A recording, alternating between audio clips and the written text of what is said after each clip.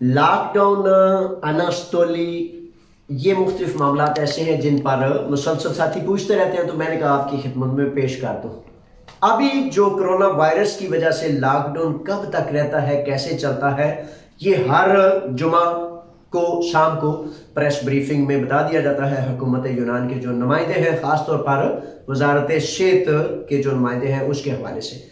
अच्छा, ऐसा है कि अनास्तोली अगर ये जारी रहता है तो अनास्तोली जो है ये इसलिए बड़ी इमरजेंसी की बुनियाद पर आपको बता रहा हूं कि 5 फरवरी तक मालकान ने जो है वजारत मेहनत की अरगानी जो है उसमें इंदराज कराना है। आज है 4 फरवरी और कल आपके पास पूरा दिन है। 5 फरवरी जो है उस तक ये फरवरी की अनास्तोली, फरवरी के पहले 5 दिनों में कहा गया है कि इंदराज करा दें। तो आपको पैसे कितने मिलेंगे?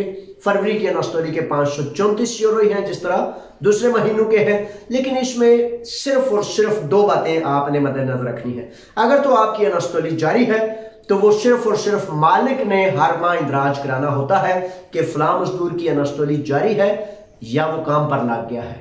आपने कुछ नहीं करना, और अगर आप नए हैं तो फिर आपके मालिक ने आपको कोड देना है और फिर आपने अपने लुगिस्ती के जरिए अनास्तोली का इंदराज कराना है।